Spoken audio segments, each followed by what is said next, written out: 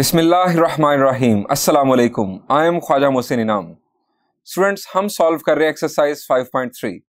आइए 5.3 का एक और प्रॉब्लम और उसका सॉल्यूशन देखते हैं।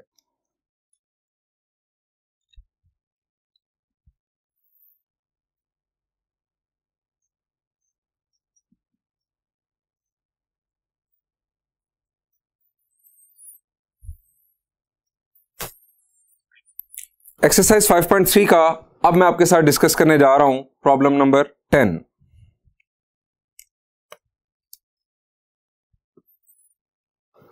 इसमें गिवन फ्रैक्शन है X square minus 2x plus 3 और डिनोमिनेटर में है x raise to power 4 plus X square plus 1। हमें इस रैशनल फ्रैक्शन की बिल्कुल वही पार्शियल फ्रैक्शंस बनाना है। जी, सबसे पहले हमें क्या चेक करना होगा? हमें चेक करना होगा, आपको मालूम ही है ये बात बार बार हो चुकी, हमें चेक करना होगा कि ये रैशनल फ्रैक्शन प्रॉपर है या इम्प्रॉपर। इसका फैसला होता है डिग्री ऑफ न्यूमरेटर और डिग्री ऑफ डिनोमिनेटर के कंपैरिजन से। न्यूमरेटर को हमने p ऑफ x का नाम दिया था और डिनोमिनेटर को q ऑफ x का। यहां देखिए डिग्री ऑफ न्यूमरेटर क्या है। जी, डिग्री ऑफ न्यूमरेटर, डिग्री हम किसे कहते हैं? जी, किसी पॉलिनोमियल में वेरिएबल की highest non negative integer power. Polynomial highest non negative integer power variable की। अब नॉन नेगेटिव से मुराद पॉजिटिव नहीं है, ये मैं बात बार बार बता चुका हूं, फिर बता रहा हूं। नॉन नेगेटिव से मुराद है जो नेगेटिव ना हो। नॉन नेगेटिव इंटीजर ऐसा इंटीजर जो नेगेटिव ना हो। अब इंटीजर्स होते हैं 0 से माइनस इंफिनिटी की तरफ भी और 0 से पॉजिटिव इंफिनिटी की तरफ भी। 0 न्यूट्रल है। नॉन नेगेटिव इंटीजर्स में 0 शामिल होता है, जबकि पॉजिटिव इंटीजर्स में 0 शामिल नहीं होता। नॉन नेगेटिव इंटीजर 0 से स्टार्ट होकर पॉजिटिव इंफिनिटी की तरफ चलते हैं, जबकि पॉजिटिव इंटीजर्स 1 से स्टार्ट होकर पॉजिटिव इंफिनिटी की तरफ चलते हैं। नॉन नेगेटिव इंटीजर्स को हम होल नंबर्स भी कहते हैं, जबकि पॉजिटिव इंटीजर्स को हम नेचुरल नंबर्स भी कह सकते हैं। यहां पर न्यूमरेटर में हाईएस्ट जो डिग्री है वो है 2 और डिनोमिनेटर में जी बिल्कुल वाज़ेह है 4। Degree of numerator is less than degree of denominator. इसका मतलब यह हुआ कि यह है प्रॉपर रैशनल फ्रैक्शन। बहुत अच्छी बात, जब प्रॉपर रैशनल फ्रैक्शन हो तो हमें ऐसा प्रॉब्लम ज्यादा अच्छा लगता है। सॉल्यूशन स्टार्ट करते हैं।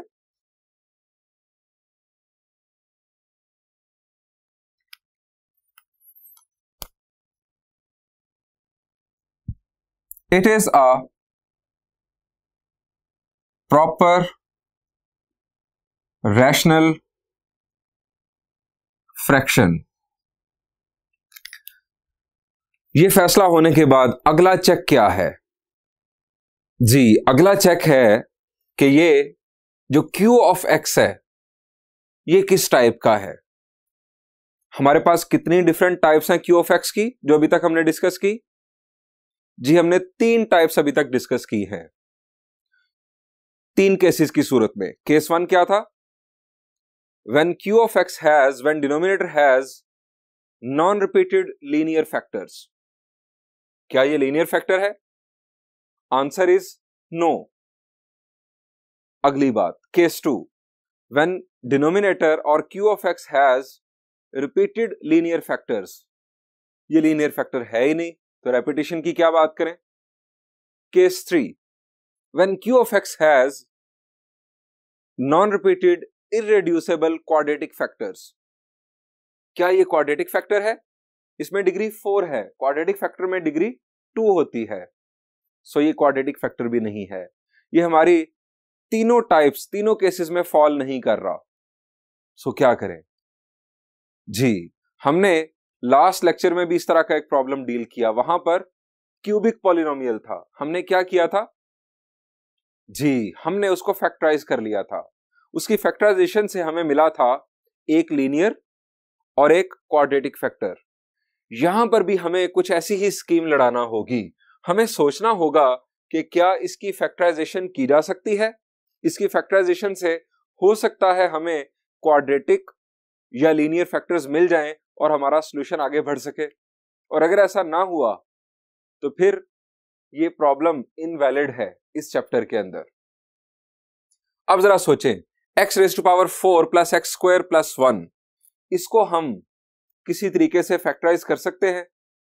जरा सोचें, मैं इसको यहां पर लिखता हूं, consider x4 plus X square plus 1। क्यों कंसीडर किया मैंने? मैं चाहता हूं कि मैं इसको अलहदा से फैक्टराइज कर लूं। जब मैं इसको फैक्टराइज कर लूंगा तो मैं इसकी जगह पर इसके फैक्टर्स को पुट कर लूंगा। जी, कोई याद आता आपको? आपने कभी 9th क्लास में, 10th क्लास में आपने इस किस्म के प्रॉब्लम को फैक्टराइज किया हो? जी, आपको याद आता होगा कि एक बड़ा इंपॉर्टेंट फैक्टराइजेशन का प्रॉब्लम था, बिल्कुल यही था। ये आपने पहले भी सॉल्व किया हुआ है मैट्रिक लेवल में। किस तरह सॉल्व किया था, रिकॉल करें। शाबाश। जी, फैक्टराइजेशन के डिफरेंट मेथड्स हैं। चले मैं आपको वन बाय वन याद करवाता हूं। फैक्टराइजेशन का सबसे बेसिक मेथड है कॉमन लेना। आप कॉमन ले लें, अगर कॉमन बनता हो किसी पॉलिनोमियल के अंदर खास तौर पर, तो आप उसके फैक्टर्स बना सकते हैं। मिसाल के तौर पर x square plus x, x square plus x में क्या कॉमन है? जी, एक्स कॉमन है। अगर आप एक्स कॉमन लेंगे तो आपको मिलेगा ब्रैकेट में एक्स प्लस 1, दो फैक्टर्स बन गए, एक एक्स और एक एक्स प्लस 1।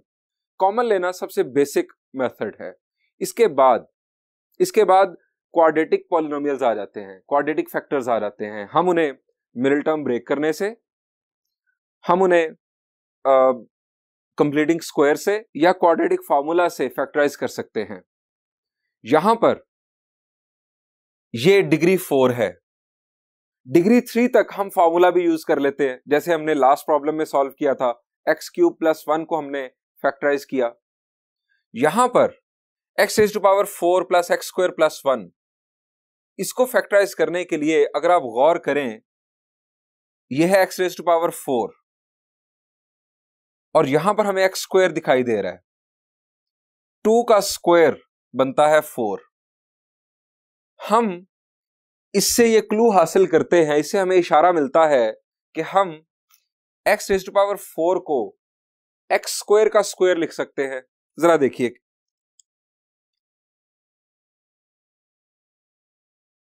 हमने इस तरह लिख लिया। जब हम इस तरह इसे लिखते हैं तो ये हम कंसीडर कर लेते हैं कि ये आ गया एक स्क्वायर।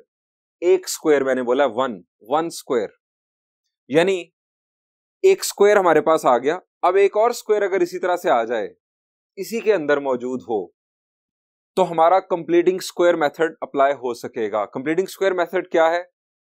या तो हमें a प्लस बी का होल स्क्वायर मिल जाए, a square plus 2ab plus B square, या a माइनस बी का स्क्वायर मिल जाए, a square minus 2ab plus B square. यानी हमें 3 टर्म्स मिल जाए जो कि स्क्वायर के एक्सपेंशन के बाद आती हैं, जिसमें 2 स्क्वायर्स होंगे, एक प्लस 2ab या एक माइनस 2ab। यहां जरा गौर करें, ये एक स्क्वायर है, ये भी तो एक स्क्वायर है 1।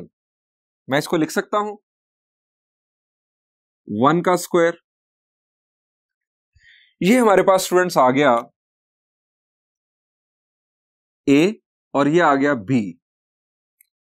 a square plus b square plus 2ab हम लिख सकते हैं, माइनस 2ab भी लिख सकते हैं। प्लस 2ab की तरफ चलते हैं और मैं आपको फिर वजाहत करूंगा कि माइनस 2ab क्यों नहीं लिख सकते। प्लस 2a और b। अब जरा देखिए, ये टर्म पहले मौजूद थी x4, ये 1 का स्क्वायर ये भी मौजूद था, ये आ गया 2x स्क्वायर, जबकि पहले था सिर्फ x स्क्वायर। चेंज आ गया। हम ऐसा कर नहीं सकते, हमें इसकी तलाफी करनी होगी। हमें नेक्स्ट कुछ ऐसा लिखना होगा कि इन दोनों टर्म्स को सॉल्व करने से हमें एक्स स्क्वायर वापस मिले। यानी इक्वेशन में ऐसा हो नहीं सकता कि आपकी राइट और लेफ्ट साइड अनइक्वल हो जाए। इसे सॉल्व करें, ये आना चाहिए। x4 आ गया, 1 आ गया, यहां आ रहा है 2x स्क्वायर, हमें चाहिए x स्क्वायर। 2x स्क्वायर में से क्या सब्ट्रैक्ट करूं कि बाकी बच जाए x स्क्वायर? जी बिल्कुल आप सही सोच रहे हैं, हमें करना चाहिए -x स्क्वायर।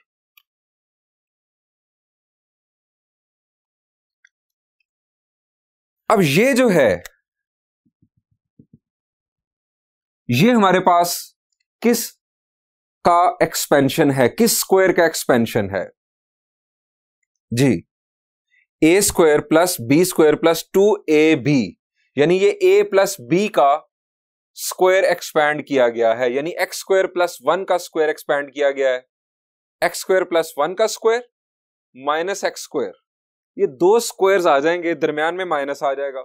जब दो स्क्वायर्स हो, दरमियान में माइनस हो, तो हम कौन सा फॉर्मूला अप्लाई करते हैं? दो स्क्वायर्स दरमियान में माइनस, हम फॉलो करते हैं ए स्क्वायर माइनस बी स्क्वायर का कॉन्सेप्ट, और हम लिखते हैं उसे ए प्लस बी इंटू ए माइनस बी। यानी ये पैटर्न है कि जिसकी मदद से हम इसके फैक्टराइजेशन बनाने जा रहे हैं। जरा बनाते हैं और फिर मैं आपको बताता हूं कि यहां -2ab लिखने से क्या नुकसान होना था, या हम क्यों नहीं उधर जा सकते। इसको हम लिखेंगे एक्स स्क्वायर प्लस 1 का whole square minus X square, ये आगे दो स्क्वायर्स दरमियान में माइनस, दो स्क्वायर्स दरमियान में माइनस, तो हम इसे लिखेंगे, ये a कंसीडर करेंगे, a square minus B square, तो ये आ जाएगा a प्लस बी, ये आ गया a प्लस बी, और ये आ गया a माइनस बी। इस डिग्री 4 पॉलिनोमियल के हमने दो फैक्टर्स बना लिए, और ये दोनों फैक्टर्स सेकंड डिग्री फैक्टर्स हैं, सेकंड डिग्री पॉलिनोमियल्स हैं, यानी क्वाड्रेटिक फैक्टर्स हैं, और हमने क्वाड्रेटिक फैक्टर्स को ही डील करना सीखा है अभी तक। ये हमारे स्टूडेंट्स दो फैक्टर्स आ गए। अब बात करते हैं कि यहां पर -2ab क्यों नहीं लगाया जा सकता। वैसे कंप्लीटिंग स्क्वायर में यह मुमकिन है कि -2ab भी लगाना पड़ सकता है, लेकिन यहां यह मुमकिन नहीं था। क्यों? फर्ज करें मैं यहां पर माइनस लगा लेता हूं, यह आ गया -2x स्क्वायर। अब -2x स्क्वायर की सूरत में मेरे पास तो था यहां पर +x स्क्वायर, -2x स्क्वायर। मुझे नेक्स्ट क्या लिखना चाहिए कि मेरे पास जो फाइनल रिजल्ट है वो आ जाए x स्क्वायर। शाबाश। मुझे क्या -2x स्क्वायर में क्या ऐड या सब्ट्रैक्ट करना चाहिए कि मेरे पास फाइनल रिजल्ट आ जाए x स्क्वायर? जी आप समझ गए होंगे कि मुझे यहां पर प्लस 3x स्क्वायर लेना चाहिए। अगर मैं 3x स्क्वायर ऐड करूंगा तब मुझे मिलेगा x स्क्वायर। अब मैं यहां लिखता +3x स्क्वायर, जरा गौर कीजिएगा, +3x स्क्वायर। ये मेरा स्क्वायर मुकम्मल होना था a square plus B square -2ab, तो उसकी बुनियाद पर यहां क्या आना था? a minus B whole square, यानी x स्क्वायर -1 का होल स्क्वायर। इधर ये माइनस आया, लेकिन उस सूरत में फिर प्लस आ जाना था, प्लस 3x स्क्वायर को हमने स्क्वायर की फॉर्म में लिखना था। लेकिन एक बात ज़हन में रहे, जब यहां प्लस आ जाता, यहां प्लस आने की सूरत में क्या मेरा a square minus B square वाला कॉन्सेप्ट फॉलो होता जो मैंने फॉलो किया, a square minus B square, ये a plus B into a minus B की वजह से दो फैक्टर्स आए। जब दरमियान में प्लस आ जाता, दो स्क्वायर्स दरमियान में प्लस, फैक्टराइजेशन नहीं होती, दो स्क्वायर्स दरमियान में माइनस, दो फैक्टर्स आ जाते हैं। ये वो रीजन है कि जिसकी वजह से हम -2ab फॉलो नहीं कर सकते, ये हम फॉलो नहीं कर सकते। इसको भी मिटा देते हैं, ये सिर्फ आपको वजह समझाई गई। स्टूडेंट्स, हमारे q ऑफ x यानी डिनोमिनेटर के आ चुके हैं दो फैक्टर्स। हम इन फैक्टर्स को फॉलो करते हैं। Now our fraction can be written as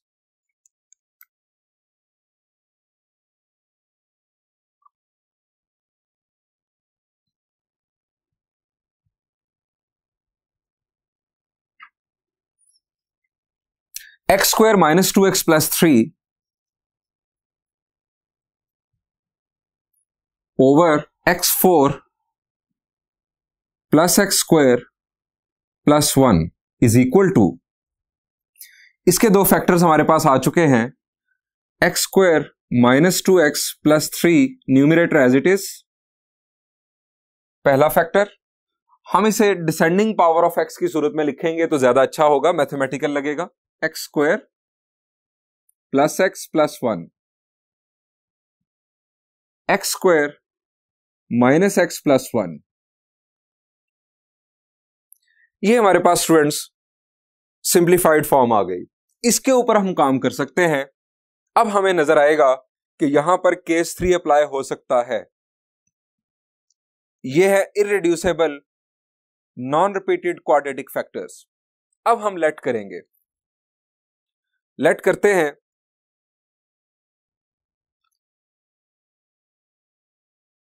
in दोनों फैक्टर्स के मुताबिक x square minus 2x plus 3 over x square plus x plus 1 into x square minus x plus 1। जी, क्वाड्रेटिक फैक्टर्स के लिए हम कैसे लेट करते हैं पार्शियल फ्रैक्शन? जी, हम चूज करते हैं दो अल्फाबेट्स, एक के साथ x अटैच हो जाता है, यानी हम लिखेंगे ax plus b over x square plus x plus 1 plus cx plus d over x square minus x plus 1, और इसको नाम दे देते हैं 1 का।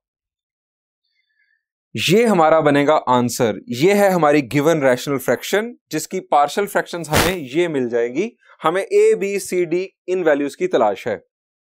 नेक्स्ट स्टेप क्या होगा? अब तो वही पैटर्न है, ये सिर्फ बार बार आपको प्रैक्टिस करवाई जा रही है। क्या करें जी? शाबाश, एलसीएम से हम मल्टीप्लाई करेंगे, और एलसीएम देखने के लिए आसान, लेफ्ट साइड पर आप कंप्लीट डिनोमिनेटर को कंसीडर कर लें। मल्टीप्लाई बोथ साइड्स बाय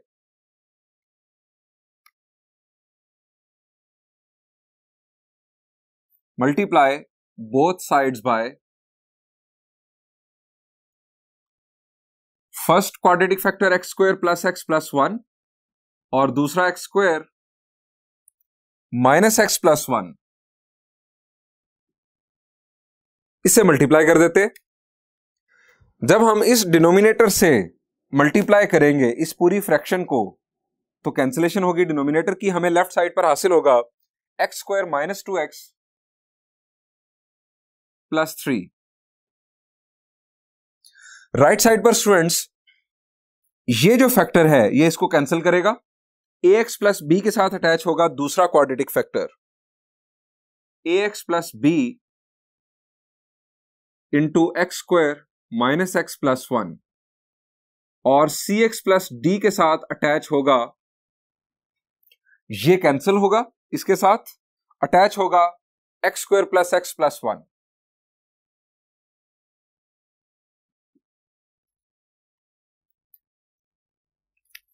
अब क्या करें जी? पिछले प्रॉब्लम्स में हमें यहां पर एक नेमत मिला करती थी। नेमत मैं कहता हूं इन प्रॉब्लम्स में लीनियर फैक्टर्स को। Linear factors we love them. क्यों? क्योंकि हमें उनसे मिलती है एक्स की वैल्यू। हम वो एक्स की वैल्यू जब इस इक्वेशन में पुट किया करते थे तो कुछ अल्फाबेट्स एलिमिनेट हो जाते थे और एक की वैल्यू आ जाती थी। लेकिन यहां पर कोई लीनियर फैक्टर है ही नहीं, और मैंने आपको वजह भी समझाई थी कि क्वाड्रेटिक फैक्टर को हम क्यों यूज नहीं कर सकते एक्स की वैल्यू फाइंड आउट करने के लिए। क्योंकि ये ऐसे क्वाड्रेटिक फैक्टर्स हैं कि जिनको अगर हम इक्वल टू 0 लिखकर सॉल्व करें तो जो आंसर आएंगे, एक्स की जो दो वैल्यूज आएंगी, वो रियल नहीं होंगी, वो कॉम्प्लेक्स होंगी, उनके अंदर एयोटा इन्वॉल्व होगा। इसलिए हम इन क्वाड्रेटिक फैक्टर्स में से एक्स की वैल्यूज नहीं निकाल सकते। हमें लीनियर फैक्टर्स ही चाहिए होते हैं। अब जब यहां लीनियर फैक्टर है नहीं तो क्या सॉल्यूशन छोड़ दें, रोना शुरू कर दें? Answer is no. हमें तो ब्रेव बनना है। मैथमेटिशियंस आर ऑलवेज ब्रेव, क्योंकि वो तो प्रॉब्लम्स ही सॉल्व करते रहते हैं। माशाल्लाह, प्रॉब्लम सॉल्व करना ये हमेशा से मैथमेटिशियन का काम है, क्योंकि उन्हें आदत पड़ जाती है, वो बहादुर बन जाते हैं।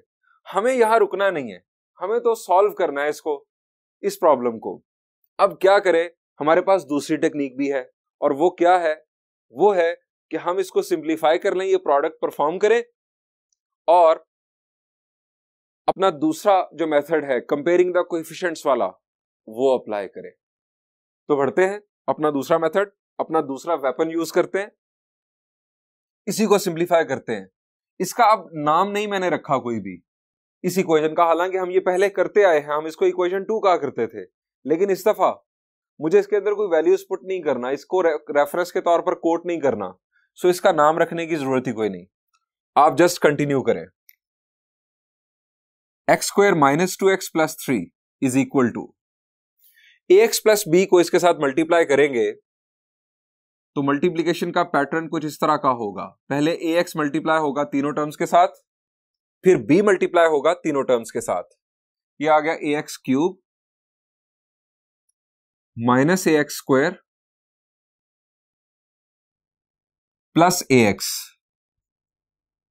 उसके बाद plus bx square minus bx और प्लस b। इसी पैटर्न पर अब मल्टीप्लीकेशन यहां पर होगी, plus cx cube plus cx square plus cx, उसके बाद plus dx square plus dx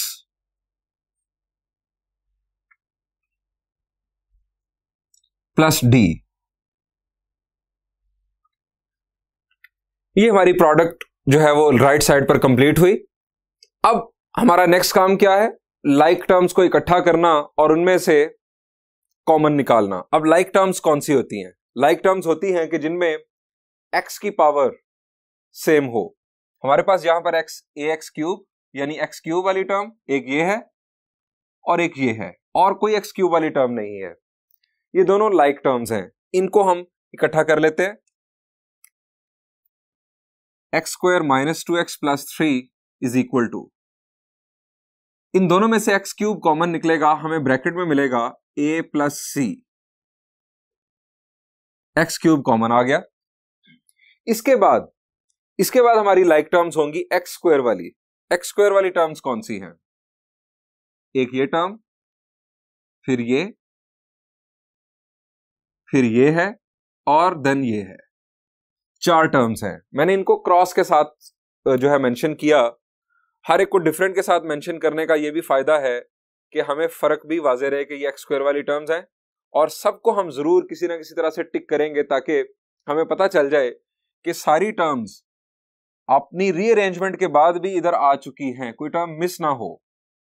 सो ये टिक करने का प्रोसीजर आप अपने एग्जाम्स में भी, अपनी प्रैक्टिस में भी फॉलो कीजिएगा जी। एक्स स्क्वायर वाली टर्म्स हमें लिखनी है, दरमियान में प्लेस करेंगे यहां पर प्लस, और फिर यूज करेंगे ब्रैकेट। ये आ रहा है हमारे पास माइनस ए, उसके बाद प्लस बी, उसके बाद ये प्लस सी, फिर प्लस डी, और साथ आ जाएगा एक्स स्क्वायर। ये आ गई एक्स स्क्वायर वाली टर्म्स, लाइक टर्म्स इकट्ठी हो गई। अब आएंगी एक्स वाली टर्म्स। ये है एक्स वाली टर्म, ये, उसके बाद है ये, और उसके बाद है ये। ये भी है 4 टर्म्स जिनके ऊपर मैंने डॉट प्लेस किए। इनको इकट्ठा करते हैं, दरमियान में लगाया प्लस, फिर यूज की ब्रैकेट। ये हमारे पास एक्स वाली टर्म a माइनस बी और प्लस सी और प्लस डी, ये आ गया x। अब विदाउट x टर्म्स हमारे पास है, एक है ये टर्म और एक टर्म ये है b और d। तो सिर्फ ये लिख ले यहां प्लस लगाकर b plus d।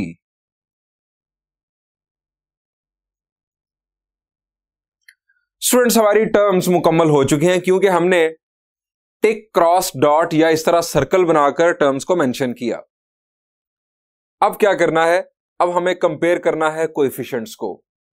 Left side पर और राइट साइड पर जो कोएफिशिएंट्स हैं हमारे, उनको कंपेयर करना है। सो लिखते हैं comparing the coefficients.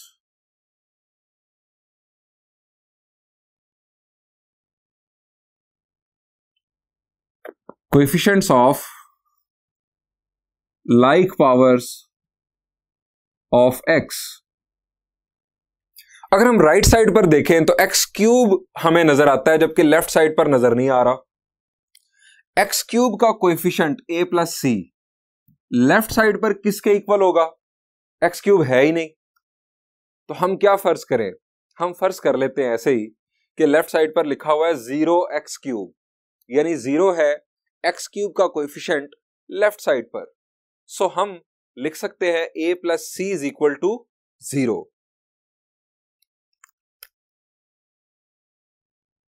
a plus C is equal to 0। उसके बाद x स्क्वायर का कोएफिशिएंट राइट साइड पर यह है और लेफ्ट साइड पर क्या है? जी शाबाश, 1। हम लिखेंगे minus a plus b plus c plus d is equal to 1। x का कोएफिशिएंट राइट पर भी है और लेफ्ट पर भी है। लेफ्ट पर क्या है? -2। राइट पर है a minus b plus c plus d is equal to -2। और then we have b plus d is equal to 3। b plus D आ गया 3 के इक्वल। इन इक्वेशंस को नाम दे लेते हैं ताकि हम इनको डील कर सके रेफरेंस कोट करके। इसको नाम दे लेते हैं अब 2 का, ये 3, 4 और ये है 5। इन इक्वेशंस के नाम आ गए। अब हमें इन इक्वेशंस पर गौर करना है कि इनको किस तरह से हम सिंप्लीफाई करें कि हमें a, b, c, d ये चारों वैल्यूज मिल सकें।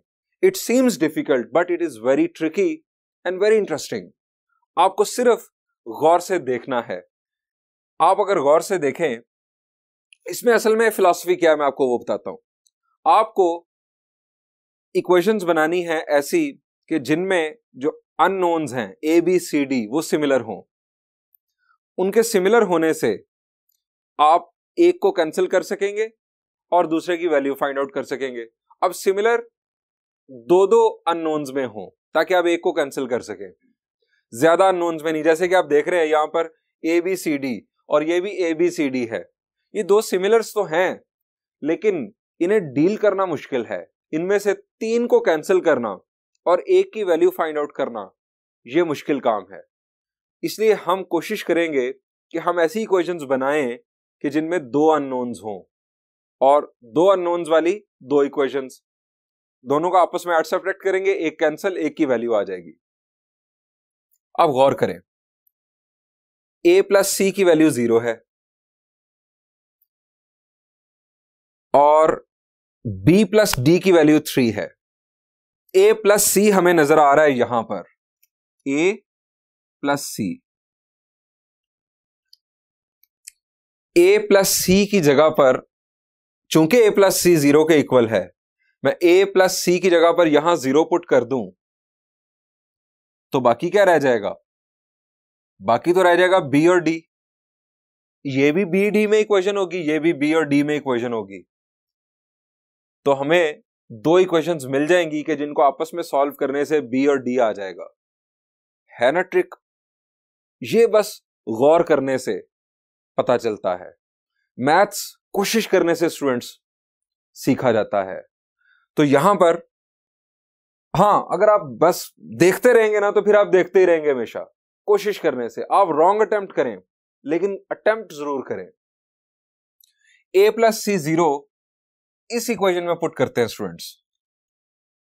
हम ये यहां पर पार्टीशंस कर लेते हैं कुछ इस तरह से, ये लाइन ड्रॉ करके हम इस इक्वेशन को चूंकि डील करने जा रहे हैं तो हम यहां पर लाइन ड्रॉ कर लेते हैं। Put a plus C is equal to 0 in equation 4।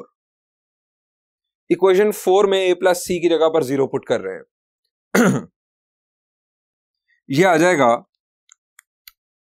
Minus b plus d plus 0। a plus C की जगह पर 0 आ गया, इज इक्वल टू -2। अब ये बन गया minus b plus d is equal to -2। इस इक्वेशन को नाम दे दें 6 का।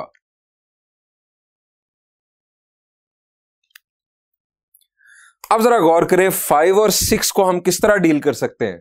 शाबाश, 5 और 6 को इस तरह डील करें कि एक कैंसिल हो जाए अल्फाबेट, दूसरा आ जाए। यहां पर है माइनस बी, वहां पर है प्लस बी। अगर हम ऐड करें बी कैंसिल हो जाएगा, दोनों तरफ पॉजिटिव डी है। अगर सब्ट्रैक्ट करें डी कैंसिल हो जाएगा, यानी मौज।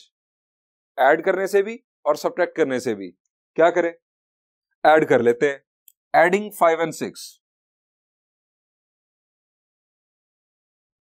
इक्वेशन 5 एंड इक्वेशन 6 ऐड कर लेते हैं जी। और एडिंग के लिए कोई जरूरी नहीं कि आप ऊपर नीचे लिखें, आप सीरीज में भी लिख सकते हैं। इस तरह लाइन में लेफ्ट साइड में ऐड कर दें, राइट साइड में ऐड कर दें। और मैं इसी तरह करने जा रहा हूं सीरीज में लिखते हुए। इस पार्टीशन को थोड़ा एक्सटेंड कर लेते हैं। Minus B plus D plus B plus D. Left side में लेफ्ट साइड ऐड कर दी, -2 प्लस 3। यहां पर कैंसलेशन हो रही है b की। -2 प्लस 3 इज 1। लेफ्ट साइड पर है 2d। d की वैल्यू स्टूडेंट क्या बनी जी? d की वैल्यू बनती है 1/2। सो d की वैल्यू लिखते हैं, d की वैल्यू 1/2। ये स्टूडेंट हमारी आ गई एक वैल्यू। अब ये वैल्यू किस तरह यूज करें कि हमें फर्दर कोई वैल्यू मिल जाए? जी, हम इन दो इक्वेशंस को डील कर रहे हैं जिनमें b और d है। अगर हम d पुट कर दें यहां पर b आ जाएगा, d पुट कर दें यहां पर b आ जाएगा। 5 और 6 दो ऑप्शंस है, किसी में भी पुट कर दें। पुटिंग इन इक्वेशन 5, इक्वेशन 5 में पुट करते हैं b प्लस d यानी 1/2 इज इक्वल टू 3। स्टूडेंट्स यहां पर हमें 1/2 को दूसरी तरफ किस तरह शिफ्ट करना है? जी, 3 में से सब्ट्रैक्ट होगा 3 माइनस 1/2। जी, 3 माइनस 1/2 हमारे पास आएगा। मैं डायरेक्ट लिख रहा हूं, आप इसको सॉल्व कीजिएगा। ये होगा 5/2। ये हमारे पास आ गई b की वैल्यू। b और d की वैल्यूज आ चुकी। हमने सिर्फ a प्लस सी को 0 पुट किया इसके अंदर और ये काम हो गया। अब जरा गौर करें, एक वैल्यू ये थी b plus D is equal to 3। b plus D यहां पर मौजूद है, b प्लस डी। अगर मैं b प्लस डी की जगह पर 3 पुट कर दूं तो a और c रह जाएगा। इस इक्वेशन में भी a और c है। हमें इसी तरह से दो इक्वेशन मिल जाएंगी कि जिनमें a और c होगा। तो चलिए यही काम करते हैं। Put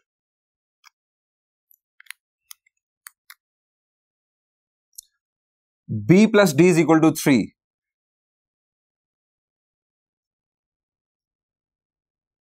in equation 3। इक्वेशन 3 में मैं स्टूडेंट्स पुट कर रहा हूं -a plus c, b plus D की जगह पर आ गया 3 इज इक्वल टू 1। यहां से -a प्लस c,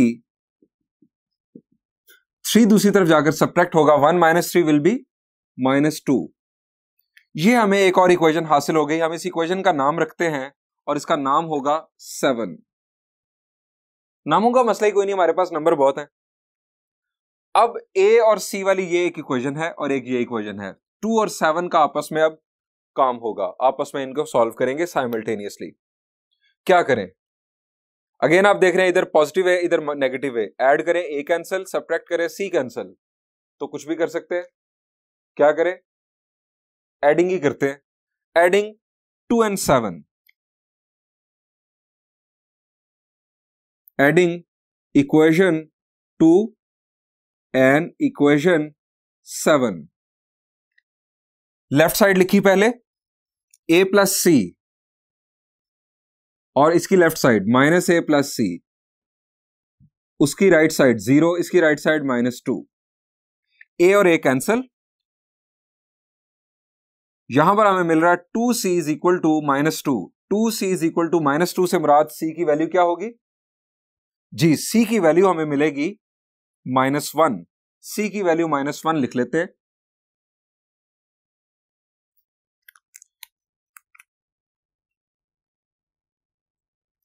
अब ये c की वैल्यू -1 कहां पुट करें? हमारे पास दो ऑप्शन 2 और 7। जी, आप यकीनन सोच रहे होंगे 2 के बारे में, मैं भी यही सोच रहा था। पुटिंग इन इक्वेशन 2, c की वैल्यू -1 पुट करते हैं यहां पर। a -1 is equal to 0, c की वैल्यू -1 यहां पर आ गई। यहां से a की वैल्यू स्टूडेंट्स आ गई 1।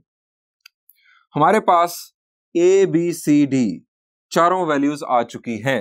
a b c and d, ये चारों वैल्यूज कहां पुट करेंगे? जी, ये चारों वैल्यूज हम पुट करेंगे इस इक्वेशन 1 में। हमारा जो पार्शियल फ्रैक्शंस का अमल है वो मुकम्मल हो जाएगा। अब ये पुट करके दिखाने के लिए मुझे जगह की जरूरत है और हमारे पास बोर्ड फिल है। हम क्या करेंगे, हम इस पार्ट को रिमूव कर लेते हैं। होप सो कि आपने ये नोट कर लिया होगा। स्टूडेंट्स, हमें ए बी सी डी की वैल्यूज पुट करनी है इस इक्वेशन 1 में। ये इक्वेशन 1 मैंने लिखी रहने दी ताकि आपको साथ साथ समझाया जा सके कि किस तरह वैल्यूज पुट हो रही हैं। Putting values of A B C and D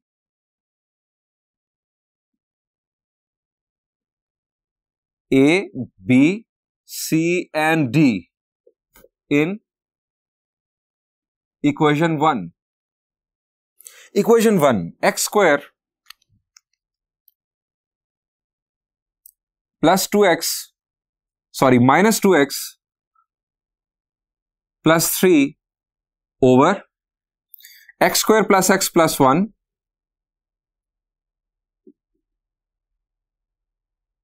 x square minus x plus 1 is equal to a की वैल्यू स्टूडेंट्स 1, यानी 1x तो x ही आएगा, प्लस b की वैल्यू है 5/2 over x square plus x plus 1 plus c की value students -1, यानी यहां पर आ जाएगा -x प्लस d की value 1/2 over x square minus x plus 1। हमारी पार्शियल फ्रैक्शंस तो आ चुकी हैं, लेकिन मैथ्स में हमेशा आंसर मोस्ट सिंप्लीफाइड फॉर्म में होना चाहिए।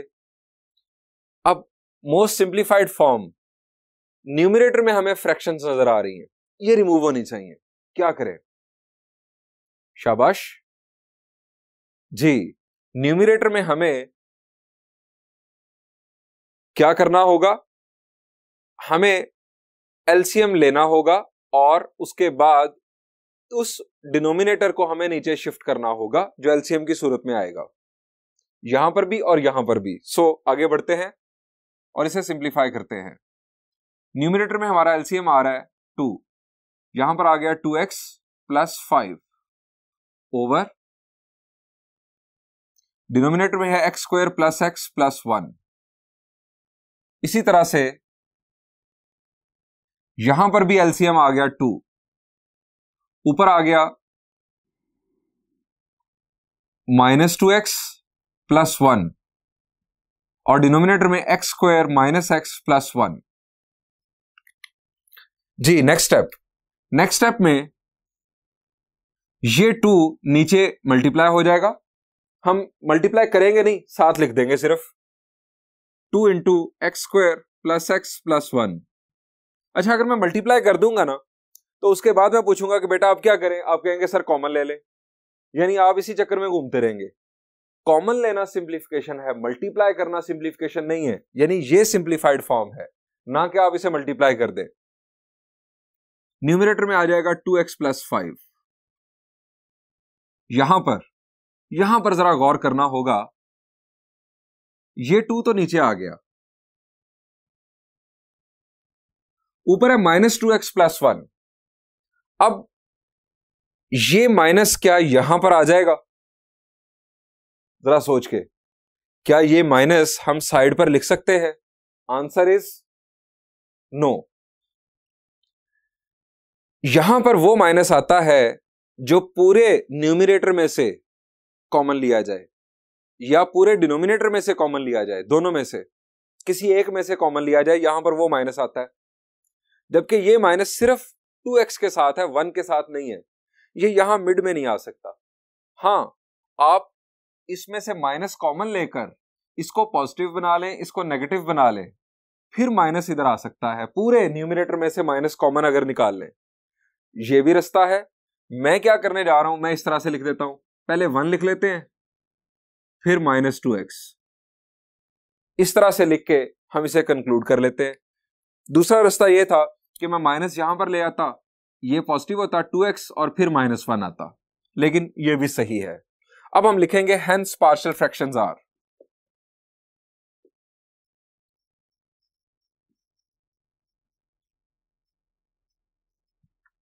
ये हमारी 2 पार्शियल फ्रैक्शंस आ चुकी हैं, जो कि हमारा फाइनल आंसर है। जस्ट हमें आंसर लिखना है 2x plus 5 over 2 into x square plus x plus 1 plus 1 minus 2x over 2 into x square minus x plus 1। ये स्टेप इक्वेशन 1 का जो हमने अभी तक नहीं मिटाया था, सिर्फ रेफरेंस देखने के लिए इसको मिटा देते हैं, ताकि आप यहां तक ही सॉल्यूशन को नोट करें और गलती से आगे ना चले जाए। स्टूडेंट्स, यहां पर इस प्रॉब्लम का सॉल्यूशन एंड हुआ। उम्मीद है कि आप साथ साथ प्रैक्टिस कर रहे होंगे। हम नेक्स्ट एक्सरसाइज में देखेंगे एक और प्रॉब्लम, एक्सरसाइज 5.3 का। उस वक्त तक के लिए thank you and Allah Hafiz.